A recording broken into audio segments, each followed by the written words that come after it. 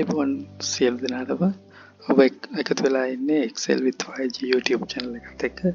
අද මම ඔබට කියන්නේ Excel chart සම්ප්‍රදායික Excel chart වලින් බැහැරව ආකර්ශනීය chart එකක් නිර්මාණය කරගන්න හැටි මම ඔයාලට අද කියලා දෙන්න යනවා. අපි බලමු ඒ සඳහා අවශ්‍ය පියවරයන් මොනවද කියලා.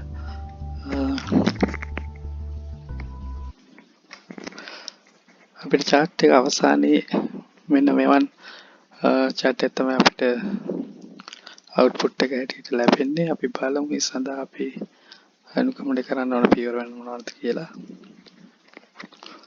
මම උදාහරණයක් හැටියට ගත්තේ ආහාර සපයන හොටෙල් එකක ආදායම පෙන්වන chart එකක්. ඒ ආදායම කොහොමද සමන්විත වෙන්නේ? food beverages liquor කියන අංශයන් කොහොමද දායකත්වය සපයන්නේ ආදායමට? ඒක තමයි අපි පෙන්වන්න යන්නේ මේ chart එකෙන්.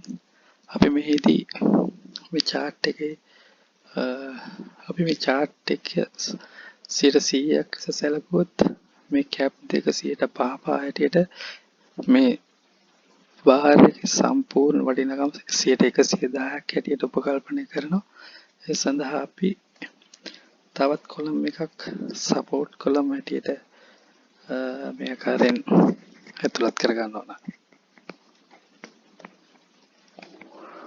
එහිදී අපි මේ ආගයන් සඳහා 110ක් ලබා දෙනවා.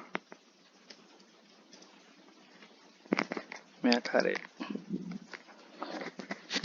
ඔබට පැහැදිලි වෙන්නේ නැති මෙතන 100න් 40යි.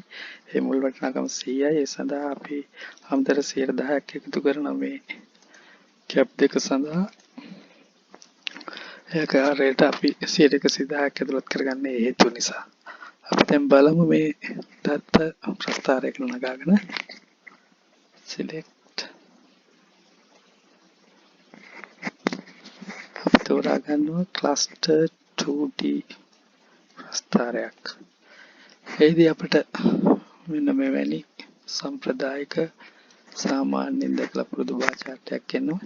අපිට එහිදී ඔබට බලා ගන්න ඕන මේ උපරිමාගේ හැටියට 120ක් පෙන්වන්න කරන නමුත් අපිට අවශ්‍ය 110යි. ඒ සඳහා අපි මේ access එක format කරනවා. එහිදී අපි ආමාගේ හැටියට බිඳුවත් උපරිමාගේ හැටියට 1.1 කියන්නේ 110ක් ලබා දෙනවා. දැන් අපිට පේනවා 110ක් නිරූපණය වෙනවා. අපි මේ access එක delete කරගන්නවා.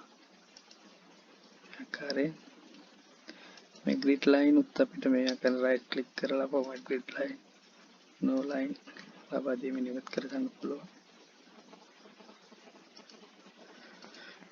දැන් අපි මේ revenue bar සඳහා වඩාත් ආකර්ශනීය ලෙස පෙන්වන්න කරන්න අපි යොදා ගන්නවා තද පාටක් යොදා ගන්න.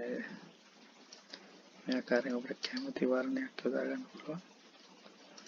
එහිදී මම යොදා ගන්නවා වර්ණ.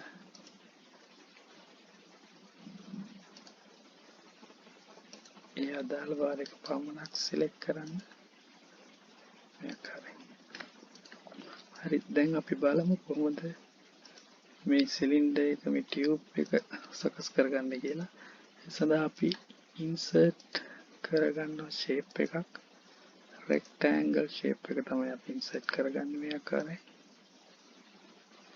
ඊට පස්සේ අපි මේ shape එක format කරගන්න ඕන. format කිරීමේදී අපි මේ සඳහා ලබා දෙන වර්ණය gradient fill ආකාරයෙන් select කරගන්න ඕන. එහිදී මේ type එක linear type එකේ තියෙනවා. angle එක 0 හැටියට තියෙන්න ඕන.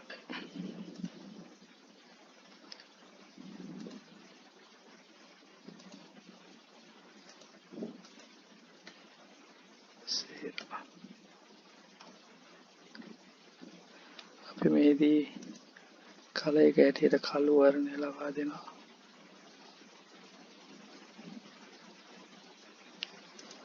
මේදී අපි මේ ආකාරයෙන් කළු වර්ණය භාවිත කරමු. හරි.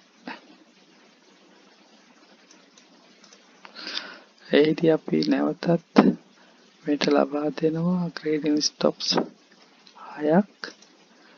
100 දී 120 දී 140 දී 180 දී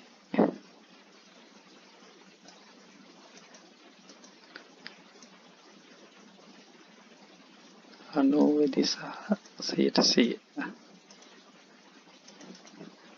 මේ ආකාරයෙන්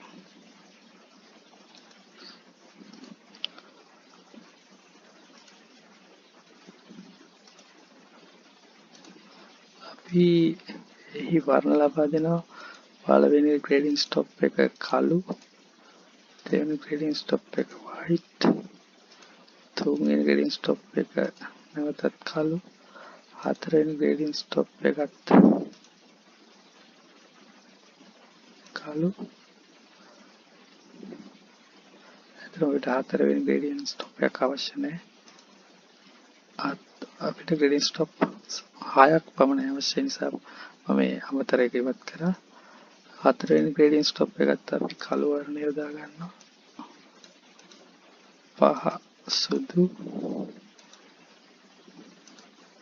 හයවෙනි ග්‍රේඩින් ස්ටොප් එක කළු වශයෙන්.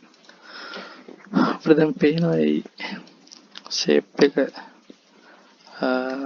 සිලින්ඩරාකාර විදිහට ටියුබ් එකක් ආකාරයෙන් අපිට පෙන්වන්න කරනවා. අපි මෙහි කොපි එකක් මේ ආකාරයෙන් රයිට් ක්ලික් කොපි පේස්ට් එකකට අපිට යන්න පුළුවන්. ඊට වැඩිය ලේසි ඉක්මන් ක්‍රමයක් හැටියට අපි Ctrl D භාවිත කරනවා. ඒක මේ ආකාරයෙන් අපි පේස්ට් කරගමු. තවත් කොපි එකක් අපි ගන්න Ctrl D භාවිතයෙන් එයා අපි යොදා ගන්නවා මේ ටියුබ් එකේ බෝඩි එක ඇටට. මේ ආකාරයෙන්.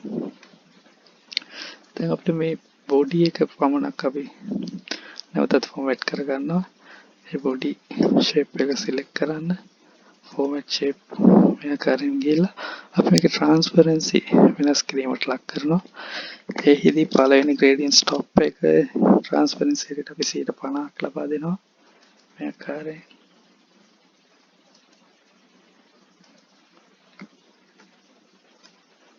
දෙවෙනි ග්‍රේඩින් ස්ටොප් එකට අපි ලබා දෙනවා 75ක්.